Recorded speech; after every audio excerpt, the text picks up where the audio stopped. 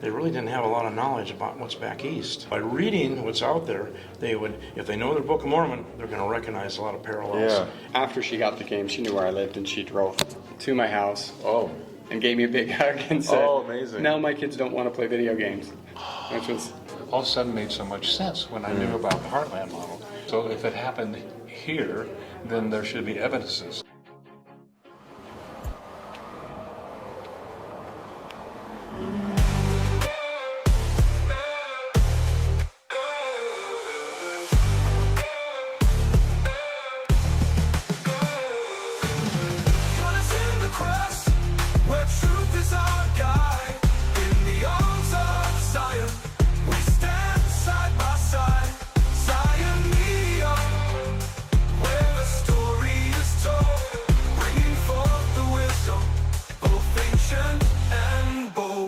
I'm sitting down here with Wayne, the man May. Can I just introduce you that way? And we've been here at this event for 2 days so far. This is day 2. Mm-hmm. I've already gotten to see some presentations and got to talk to folks at some of the booths. But you've been doing this for some time now, and I think everybody's pretty impressed and thankful for the work that you've done. Started in 1993. 93. Oh my goodness. So here we are. Gee, I was I'm supposed to stop sometime, but I don't know when. I'm gliding down slowly. Yeah, well, maybe it'll be when the Lord says, "Well done, thou good and faithful servant." Hey, I'm ready to go. But thank you so much. I wanted to sit down with you, and have you just kind of tell people what they're missing. And okay. Yeah, if you could just start from. Well, I mean, from my point of view, the reason I do what I do when I started years ago is that I recognize that people living out here in the West, they really didn't have a lot of knowledge about what's back east. Mm-hmm. And because I saw the parallels between the Hopewell culture and the Charitite culture to a Book of Mormon read, I thought, golly, they're missing all this stuff. So that's why I started a magazine, Ancient American, to show what's here. People would buy a archaeology magazine that doesn't have a church flair to it, but by reading what's out there, they would, if they know their Book of Mormon, they're going to recognize a lot of parallels. Yeah. And that was my whole start, was just to recognize parallels. My very first talk here was in '93 in the fall, and you came out to Utah. I came out to Utah. And we're at Murray, Utah. Murray, we were at all places. Jack Lamson's school, and he had purchased the old Murray Theater. Oh, okay. And the Murray Theater held probably like 350 people. That was the seating capacity. And, well, we packed in probably 5.5. I mean, and we'd had to turn away about another 600-700 people at the door. Oh, my goodness. Why did they come out so strong? Well, one thing is it was free attendance. Oh, okay. No charge. But I think us Mormons like... we got on Jack Stockwell, K-Talk. Yeah. And about 4 or 5 days before it actually started, and Jack gave us all kinds of airtime. And well, that just did it. The people showed up. Wow. And I felt bad for the ones who had to turn away, But yeah, Utahns and Latter-day Saints and Mormons alike, we all like free. We all like free. But the point is that, when we're doing that, I realized, maybe there's really something here. Yeah. So then I did, following year in 94, I did one in 95, but that was just for Ancient American again. I wasn't pitching church. I'm just showing what's in the East. The fusion, showing the Viking connection. Yeah. And, Michigan plates showing a suggested Israel connection. Boy. Stuff like that. No labels, no Book of Mormon, nothing. Just archaeology. And people picked up on it fast. My magazines out here at Barnes & Noble was probably my best stores. Because I was in Barnes & Noble, and the magazines out here, they took the most every time because they were flying off the market. And then my son got me in on the church bookstore. Okay. And they kept it right on front next to the new ensign. Amazing. And I was out selling the ensign. Boy, oh boy. Just flying out. And then, unfortunately, they had a marketing shift, and anybody that was talking about North America got taken off the bookshelf. Oh boy. That's what happened. Just removed for no reason. And they were making money off of us. Yeah. Yeah, it's really interesting to think about the shift that happened. Mm-hmm. I've often had this theory that, and I love Mesoamerican, people that love the Book of Mormon. I mean, honestly, I celebrate with them, even if we don't have everything confirmed. Right. I just still think that they're great folks. But there's a theory I have, which is that at a certain point, money got involved, and people started putting their livelihoods on it, and so behind closed doors, maybe partnerships were made. I would say tours was probably Where? Tours was a big. Tourism, yeah. Was part of that. Yeah. I know early on, my goodness, they must have had in the Salt Lake paper 3 full sheets of tours were maybe even 3.5. It was big. Big business. And then after coming You're out, probably paying thousands of dollars. I kind of watched that advertising go down. Yeah, dwindle. Yeah, because we're starting to pick up and understand what's in North America. Yeah, it's interesting to discuss this because there's been a lot of recent changes in awareness that people have had, because it's like there is so much in North America that you and others have been able to reveal, and with that in mind, it's changed some of the Mesoamerican side. Like Scripture Central has changed behind the scenes some of what they're doing. They've now featured some North American ideas. I'm not sure that they've gone full force into it, but they haven't. But they've opened up. They've opened up a lot. Yeah. That's good. I know before COVID hit, all over the halls of, depending on what your discipline was on BYU, there was always a display case somewhere of Central American Mayan artifacts. And right before COVID hit, they removed all those Mayan artifacts out of the university. And they're not available. And what just happened this week, Tuesday, before I came here to prepare for this, I had an arrangement for a meeting with the people in Bonneville, Utah, who had a huge Mayan collection. And they asked me to come in and just look at it and kind of appraise it a little bit. And I said, well, I'm not an appraiser, but I can give you some ballparks. That's what I told them. When I saw what they had, first thing I said is, why don't you call BYU and see if they have an interest? And they said, we've already done that. And BYU turned us down. They didn't want anything we had from Central America. I thought, okay, that's kind of good news. Bad news for them, but good news for what we're trying to do. And then I showed them how to contact Sotheby's in New York, and that they should, probably go that route, because they'll get true appraisals, true values, and they got some wonderful Mayan stuff. I mean, really first class. Their mother was a collector. She was some type of government employee in Panama, and she got kind of on the inside track down there. She got a lot of great stuff. Amazing. Even stuff that's made out of solid gold. Whoa. Really neat stuff. That sounds and I told amazing. them, you need to go to Sotheby's, sell this. Museum curators will come in and they'll pay for the pieces. See, what we need is someone to just drive all around to these, places where people have these artifacts, they have records, they have a lot of stuff. It'd be great to just have that documented. Right. In some visual form, I think. Now, see, I can do that in Midwest because I know the private collections. Oh, I know yeah. where they're sitting, and there's stuff that should be in museums. I mean, it'll blow you away to see what's in a guy's basement. Could you count them on one hand?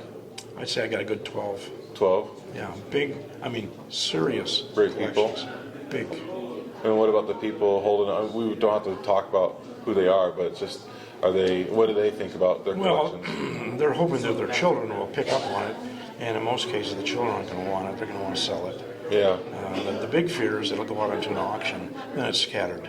Yeah. And we're hoping not to now. We are. But do they have it documented at least? Some pieces, not all. Yeah. I mean, it's expensive to do that because they haven't. I mean, we're talking. All they need is just a cell phone to just do a video like, hey, here's something I'm holding. Oh, they've got photos of it. I thought you meant to verify that it is a legitimate piece. Yeah, yeah. That's expensive, but the photographing is okay. Yeah. However, a lot of the guys now they're a little afraid to tell. We've had a couple of guys got raided in Indiana. Indiana has been pretty testy. A guy who was in his high 80s, been collecting since he was a kid, had a lot of neat stuff. And the ATF boys just showed up at his door, walked in, and they took everything. Just cleaned it out. So, I mean, there's some... And each state is a little different on their rules. So, I'm not sure what happened there, but, man, it was pretty scary. So, a lot of people are being very private, and they're not telling people what they have in their basement. Yeah. So. Well, and it's probably for good reason, like we just, of course. like you just said. Yeah. Well, thank you so much, Wayne, for sitting down for a little bit. I appreciate it. Before we, close, is there anything that you'd like to say about maybe the event or things that? Well, I say we know you have a magazine, you have a website, our YouTube channel. Well, yeah, my church site is ldsarchaeology.com, My Gentile site is ancientamerican.com, but you'll find books are mixed on both sites. But if you get this today, you still make it to the conference. It's a $40 one-day charge, and there's a lot of great stuff. You have to go out today, especially this When's the afternoon. next one, do you think?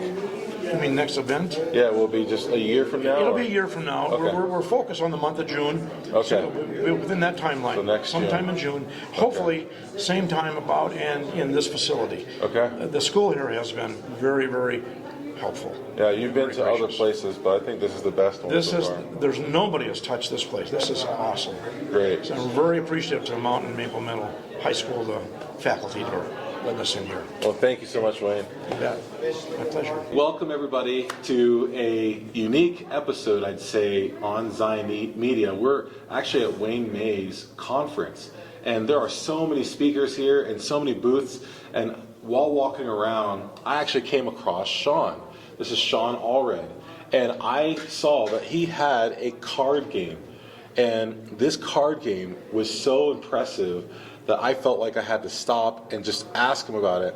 In fact, the first thing I brought up, I was like, is your artwork inspired from the Book of Mormon online website? There's a website that's called bookofmormon.online, and it's just like it's a mobile, or no, it's not a mobile app, it's an online website, and the artwork is just like this. So I just had to have you tell me a little bit more about your game. Yeah, so when you mentioned the Book of Mormon online, that's the first time I checked it out, but I think it's awesome to see.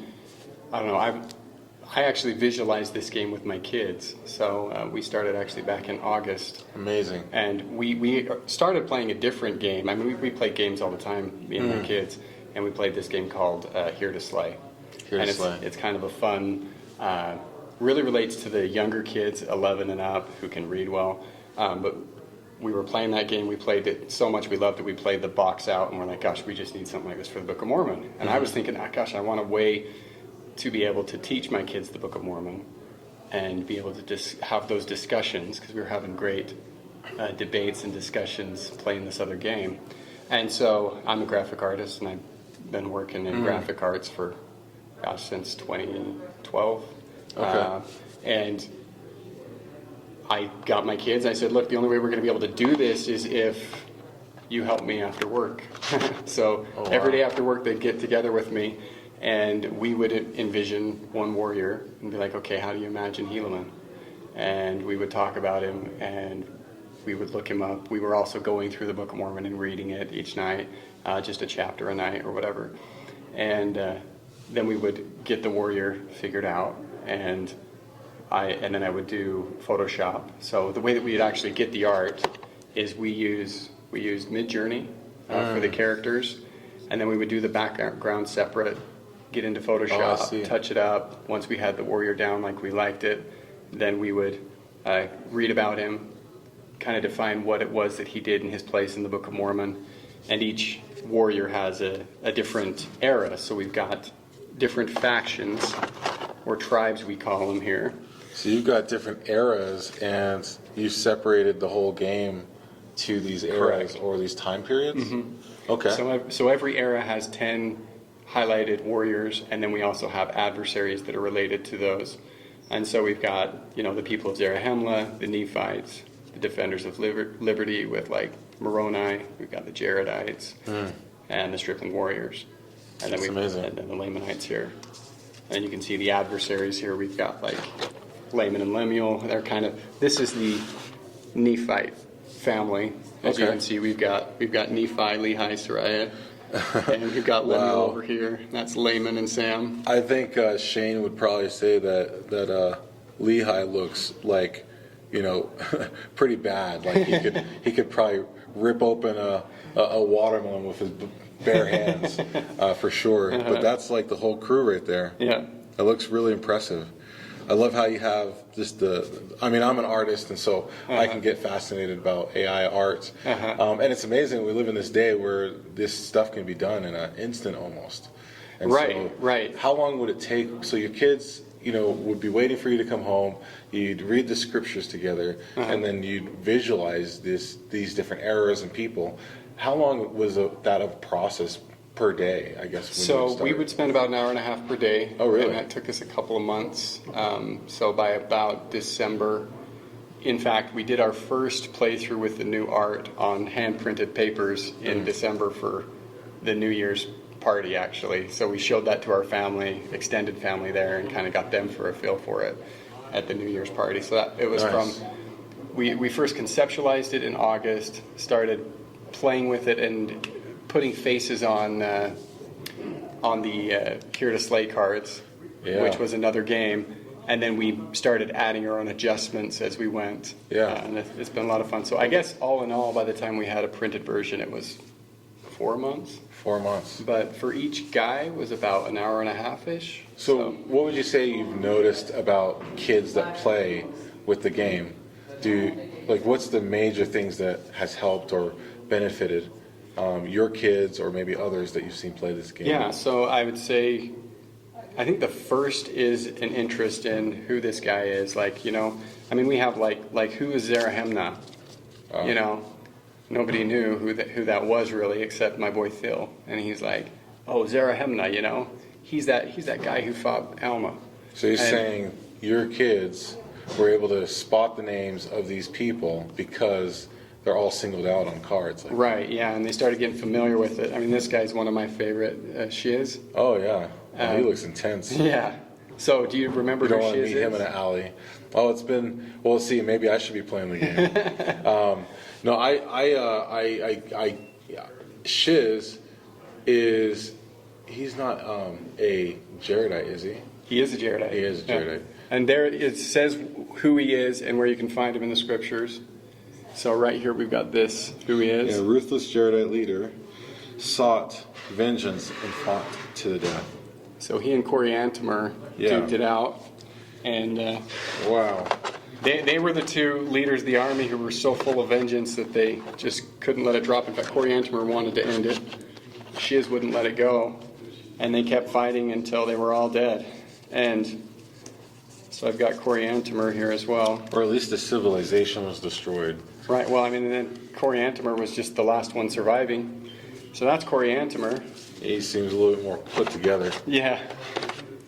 And then see, he will actually play out on top of this card. So he becomes the leader of that faction, but any Jaredite can become the leader of that faction. Yeah, so it just depends on how you play the game, maybe. Correct. Yep. It's always going to be different. Every game play through is going to be different. It's almost like you're kind of having different timelines of the Book of Mormon, where something could be uniquely different. Yeah, definitely. You'll get interactions with, maybe Shiz and Helaman, which never actually happened, but again, you start making those connections by the symbols and everything of where they belong. So this must have been fascinating to really just build this out with your kids.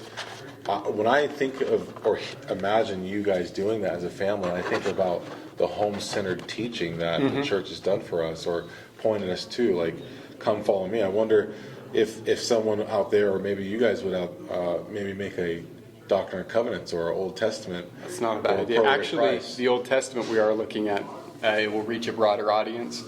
But the idea is I can play the games we were playing, add even a little bit more of a personalized, specialized twist to, say, LDS, and have these conversations with my kid doing stuff that we would normally do only for fun. And now I'm having my discussions and enjoying the time with my kids. Amazing. And the process of building it, I got that too. So that was a lot of fun. That's great. And so, yeah, your kids have benefited from really understanding the people of the Book of Mormon. Do you have places in the Book of Mormon also? I mean, you're at a Heartland event, just, geography related. Do you have a map or anything like that you've incorporated into this? I actually don't have a map. What I have done, though, to kind of hint at those things is, like, my Jaredites look like they came from the north. They're going to be Viking type themed. And my Lamanites are going to be Native American, like not the Mesoamerican. Yeah. So you can, it's inferred by their looks and their style of clothing, but I don't have a map. Okay. Yeah, I just was curious. And then this is really neat. Now, what would you say, I mean, when you play this game, I mean, how often do you find yourself playing it with your, or how I mean, do you play it a lot now?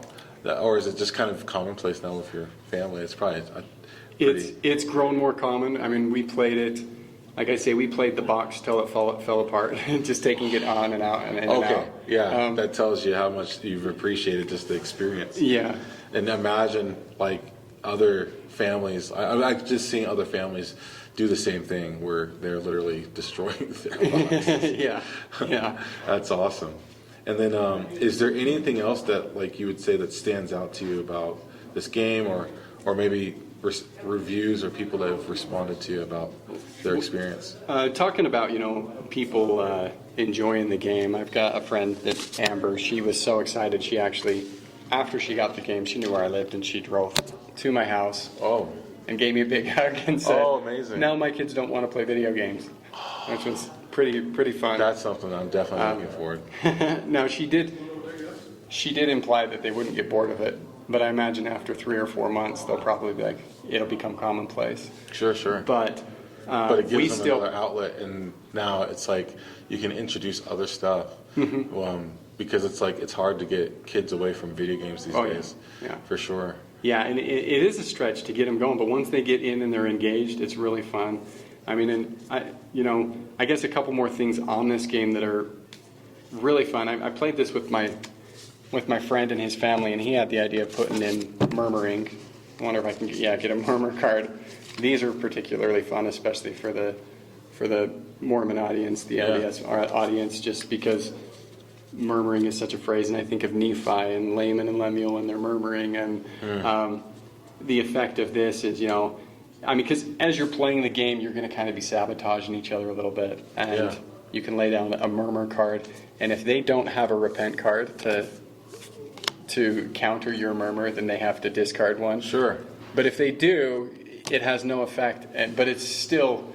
Some of our biggest laughs have been in laying the murmur cards, because there's nothing else you can do except complain, and it just tops off it breaks all the tension. So when you've had this big battle and you're like, what you'll do is you'll fight each other, say, to try and defeat an adversary by using prayers and repentance and everything. And when it's all done and the smoke is settling, somebody plays a murmur, and it breaks all the tension, and it's just a game. That is funny. It's really fun. Yeah. So there's a humor aspect to the game. So I have 2 more questions. I'm curious about, is it easy for someone to get started in playing this game? So yeah. I mean, and that's a big thing with me. I don't have a lot of time. And so you can get So you're not started. gonna be reading tons of rules and trying to figure it out. In fact, I did a little explainer video. It's kind of an amateur video, but I can explain everything in 5 minutes. And to learn to play, you get the gist of the instructions in 5 minutes, and then you want to play like through about 3 rounds. You don't have to play the whole game through. It's just 3 turns of rounds, and then you'll get kind of the mechanics of it, and then it flows. By the second time you play the game, you're going to really understand. You'll start to get to know the warriors and what they do. And I mean, like me and my kids were playing this just a couple of weeks ago, and we discovered the 3 Nephites. We had never really used them, but their particular power, when we found out how much it could leverage the game. I mean, this is after months in, that we found that our 3 Nephites. I wonder if I can find them for you. But they had such a good impact on the game, and it completely swayed the game. And yet it's always been balanced. I never know who's going to win, and yet there's enough luck and strategy involved that I never complain when I lose. So, trying to find my 3 Nephites, but I guess he's buried in here somewhere. No worries. I'm curious too. There they are. Oh, there they are. There's those guys. It'd be nice if they showed up. So I guess my next question is just the scriptural aspect, because your kids, and any kids, I guess, when they pick up these cards and they see the people, I saw a reference, at least for Shiz, of Ether 15:28 to 29. Right. I can go read up Correct, about yeah. Shiz. Is there much of a study aspect to this, or is it just more of like a reference? How would I help my kids? You can certainly use it to study. In fact, I mean, you could even make a game out of it. You could do like a trivia game, and you could simply say, which disciples were granted power to remain on earth until the second coming? And then you say, if they don't know it, you say, go read 3 Nephi 28:4-9. And so every you're card saying is you could pull this out during a family home evening sure. or Come Follow Me, Oh, yeah. and just be like, okay, you can either do one of these cards before you Come Follow Me, or you can do a bunch of them, and you just do a rapid fire, like, okay, who's this? Let's find out who these people and you are. could, I mean, depending on which one it is and how well they are, I mean, you want to try one? Yeah, you're gonna test me. 'Kay. You should do this on Shane. Honestly, he knows all of them. This guy was a Jaredite king who was a mighty hunter and ruled righteously. Oh, okay. This is like obscure now. Yeah, the Jaredite kings are kind of... There are so many. That's just unfair. So the answer to that is Ether 10, 18 through 9. Oh, okay. So you want me to go look it up? That's going to be lit. Okay, great.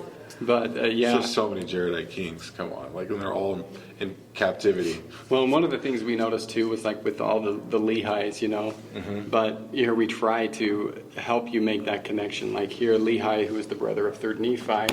Yeah. He's the grandson of Helaman. And then we've got his brother here too. So he was the grandson of Helaman and a righteous missionary who preached with power. He was raised from the dead by his brother, 3 Nephi. Right? I could see myself being interested in just wanting to buy a book with all the artwork that's in there. Yeah, as yeah. well, to Yeah, the flip the artwork pages.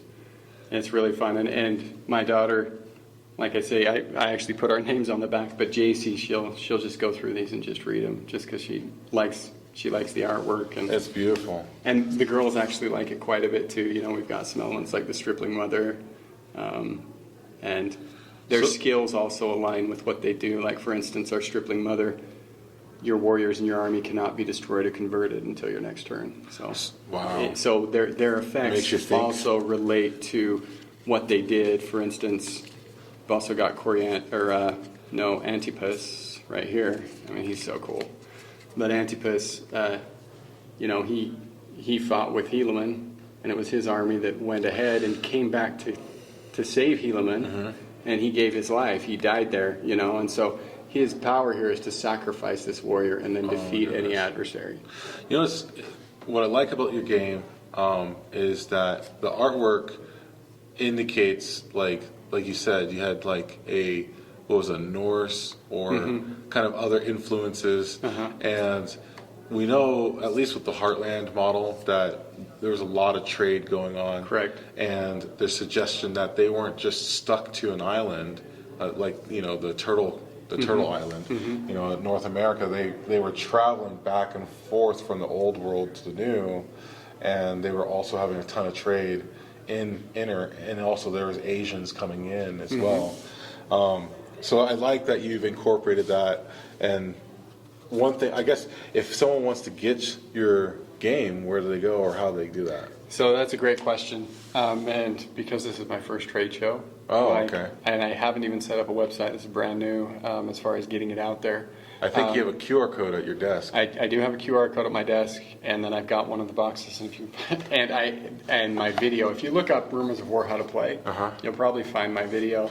And there's, at least you can chat me, and I will get access. Oh, and there's a QR code on how to play on the back of the on how box. to play. And is there a link on how to maybe purchase or something like that from? I will add that for sure. So yeah, if you have a QR code for like a Venmo or something like that, I could probably be able to do something like that. But I don't know how that would work if they're sending you Venmo. No, I can get a website set up probably in the next couple of weeks. If it's like we just knew we wanted to make this game. Really, the process of making it with my kids was enough. Okay. And we thought, gosh, let's see if other people Well, I'm definitely enjoy getting it. one today, and you can be able to get your own copy. I don't know if you call it a copy. Your own deck, your own box of Rumors of War of the Book of Mormon. And so, thanks so much for coming on and chatting with me. Yeah, David, it's been a pleasure. Appreciate it. Yeah, thanks.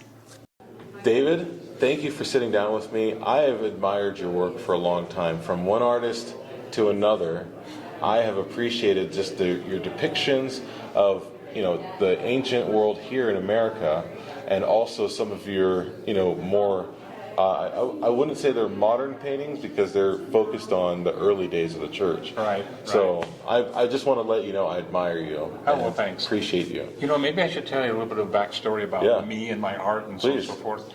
And so I've been painting ever since I was a kid. And so it was way back in 1983 that I did a painting for the cover of the M sign, and it was Christ in America. And we have Christ in America, we have kids and angels, behold your little ones.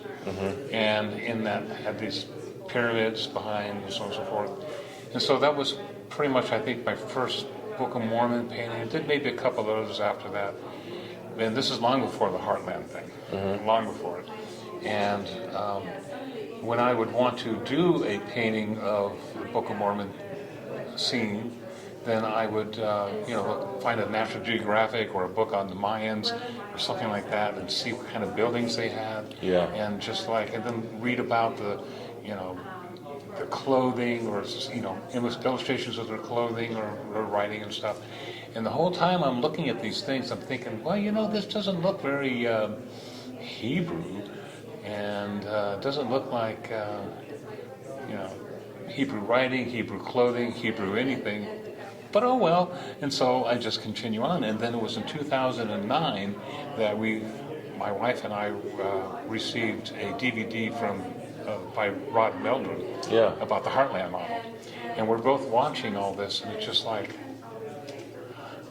slap in the face, head slap. And it's like, my gosh, it makes sense. So all the stuff I was just didn't feel right about, all of a sudden made so much sense when I knew about the Heartland model. And so I had redone that particular painting to have not a pyramid, but to have, grass. Mounds. In fact, this particular painting, this is the one I had done similar to this in 1983. But it had the parents down here and had some angels up here, and it was really big. And so I was looking for something to paint. Like, I want to paint something. And so I thought, you know what, I'll just redo this Behold Your Little Ones, make it more simple and stuff. And I had a big pyramid here on this painting, and a great big pyramid here, and a great big pyramid here. Amazing. And then that's just about done with it. In fact, pretty much done. And then that's when I saw Rod's DVD, and it's like, oh my gosh. So we went and talked to Rod. He encouraged me to do, just make the changes to the painting, which I did. And so from that point on, that's when I've been involved in the Heartland model, and going to conferences and doing other artwork. And you have a lot of artwork actually over at your table. Thank you. Yes. And you talked not just about your artwork. You were presenting yesterday. Can you tell me, maybe recap for folks? Well, in the presentation, I gave a kind of a quick overview of the whole Heartland model, what it's all about, especially since we did find out afterwards that there were a lot of new people here who had never heard any of this. So I'm glad I did this presentation. And I quoted Joseph Smith, and I quoted Brigham Young, and Mark E. Peterson, and several general authorities about their statements about where the Book of Mormon took place. And they're very, very specific. It took place in the region of North America, in the area of where the Great Lakes are. There's no doubt about it. They knew. And also talking about that there's only one Hill Cumorah, and that there's not two, and so on and so forth. And so I established that in my presentation by quoting all the general authorities from a few years ago, decades ago even. And then it's like, okay, so if it happened here, then there should be evidences. And then I went through and showed the various artifacts, these artifacts here, and, the coins and the tablets and the plates and all the things, and location of Nephi's temple, and on, and just kind of wrapped it up. Yeah. And so it was a nice, I think, kind of a quickie overview of, without getting into too much detail, about the whole Heartland model. Yeah.